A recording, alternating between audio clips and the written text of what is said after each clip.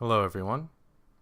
Today we're going to look at another triangle problem, and if you notice, it's a bit different from the other ones we've done. In fact, this is using something we learned about in the earlier videos, and you're going to see how they come together. So we have all this stuff and a triangle over here and some lines over here, and it wants us to find the measure of angle x. Well, we know that the measure of angle x is this angle here, and we got to find whatever that angle is. Now, we know something about triangles. We know that the exterior angles add up to the opposite interior. We also know that all the angles on the inside of a triangle are equal to 180 degrees. So what that means is, if I find out whatever this angle is here, I'm going to call that y. If I find out whatever that is, I can find angle x, because then I would know at least two of the interior angles, and I could subtract those two from 180 and find the leftover third angle, which would be x. So let's try to find angle y. How can we do that? Looking at the problem, you should notice that there's the arrows of these lines here and here, but this third arrow here. We also notice on the triangle there's an arrow over there.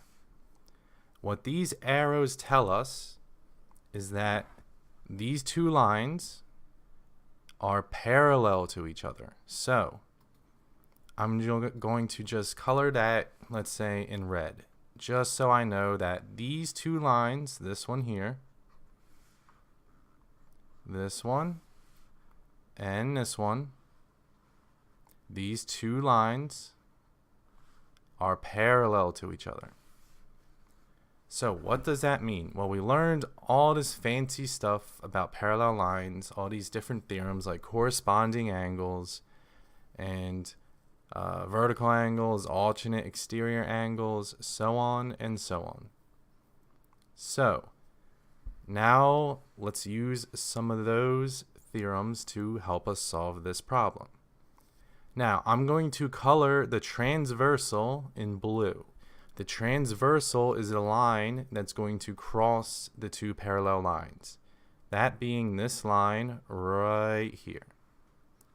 The reason why I'm doing that is because it's important to know whether or not our angles are on the same side of the transversal or on alternate sides of the transversal. And as we know, it's always important to tell if the angles are on the interior or the exterior. So what can we tell? Well, our red lines are the parallel lines. 180, this angle right here, is on the exterior of the two parallel lines, whereas y is on the interior. And always remember that the interior means this inside area of the parallel lines, all that stuff. Wherever the two parallel lines, that center portion that separates them is the interior. So we have one angle on the interior, one on the exterior. So it's not going to be alternate exterior or any of that, because they don't share that same location. So what else do we know? We know that they are on alternating sides of the transversal. Y is on the bottom of the blue line, whereas the 108 degrees is on the top section of the blue line. So what can we do from here? Well, if I find this interior angle here, and since this angle here is also on the opposite or on the interior as y is, we know they're both interior angles. And they're on alternating sides of the blue line, the transversal, so they would be considered alternate interior angles. And we know that alternate interior angles are congruent. So I'm going to put this little line here where the angles are to show that they are going to be congruent. Now, all I have to do is find whatever this angle is. Well, how do I know what that angle is? By looking at the angles next to it. 180 degrees plus this mystery angle is going to add up to 180. The reason why is because they both are two angles that when put together give you a straight line. So we have to do 180 minus 108.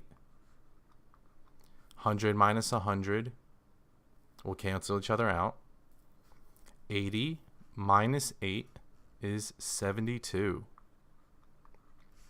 So this angle here is 72 degrees, which means that now I know that y is 72 degrees.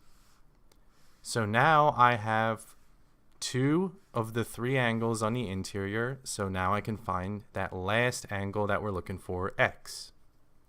How do I find it?